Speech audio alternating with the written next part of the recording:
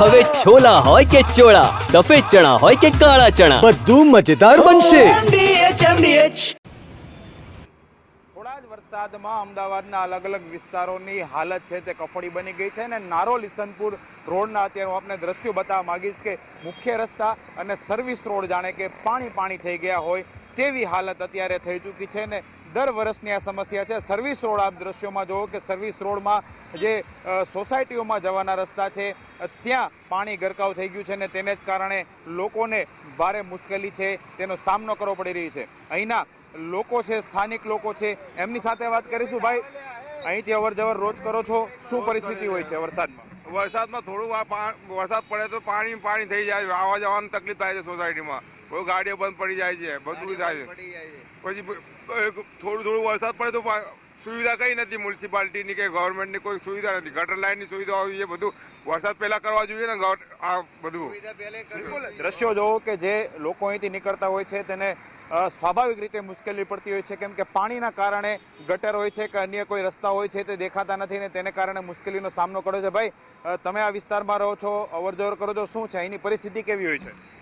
પરિસ્થિતિમાં હજી સુધી કોઈ સુવિધા કે એએમસી તરફથી કોઈ કાર્યવાહી લેવામાં આવતી નથી. દર વખતે વોટના બાને આવી જાય છે પણ કોઈ સુવિધા લેવામાં આવતી નથી. લોકો આપણે જે નોકરી ધંધાવાળા છે ખૂબ પરેશાનીમાં અત્યારે. પાણી તમે જોઈ શકો છો અહીંયા કે કેટલું દર વર્ષે ભરાય છે આટલું, પણ કોઈ પગલાં લેવામાં આવતા નથી. બિલકુલ, દ્રશ્યો ઘણું બધું કહી જાય છે કેમ કે અહીંથી અવર જવરનો મુખ્ય રસ્તો છે અને આ રસ્તો છે ત્યાં પાણી ભરાયા છે. અંદરની સોસાયટીઓમાં જવા માટે છે તે બિલકુલ મુશ્કેલી પડતી હોય છે. ગટરના પાણી છે તે પણ ઉભરાતા હોય છે અને તેને કારણે પણ ઘણી વખત આ પરિસ્થિતિઓ સર્જાતી હોય છે.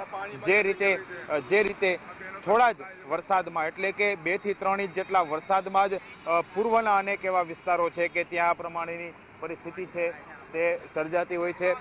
શું ભાઈ, શું કહેશો આપ? અહીંયા આ રસ્તામાં બહુ હાલાકી છે, પાણીની તકલીફ બહુ છે. આ પટ્ટા ઉપર બી પાણી બહુ વધારે જ છે, ગાડી બી જતી નહીં, ધંધા પાણી બધા ઠપ થઈ જાય છે, લોકો કંઈ કરી શકતા નથી. હજી તો થોડો જ વરસાદ આવ્યો, થોડા વરસાદમાં આટલું બધું પાણી આવી ગયું છે. પાણી સમસ્યાનો નિકાલ કંઈ થતો જ નથી. અમદાવાદમાં ઠેર ઠેર પાણી ભરાઈ જાય છે. બિલકુલ, અમદાવાદની તમામ જગ્યાઓ પર પાણી ભરાઈ જાય છે અને જે રીતના આ સર્વિસ રોડ છે, સર્વિસ રોડ હોય છે. બેન, શું કહેશો, અહીંથી અવર જવર કરવામાં મુશ્કેલી પડે છે? મુશ્કેલી આ કેવો પાણી ભર્યા છે, અમારે નોકરી ધંધા કઈ રીતે જવાનું? સરકાર શું અમને સહાય આપવાના છે? આ પાણી કૂદીને નોકરી ધંધે જવાનું. નાના છોકરાઓ મેકીને આવ્યા છે, કેવો ભાડો તો ખરા, પાણી કેટલું ભરાણું છે દર વખતે એવું? હા, દર વખતે. આ તો હર વખતે પ્રોબ્લેમ થાય છે, સરકાર કઈ સહાય આપતા નથી અમને.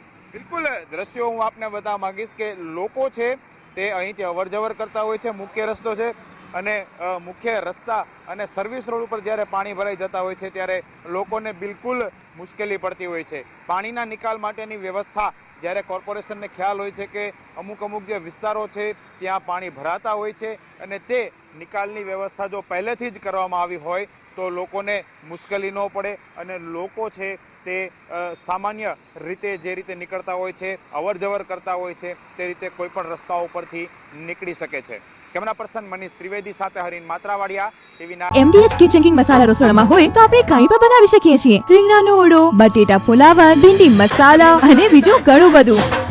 MDH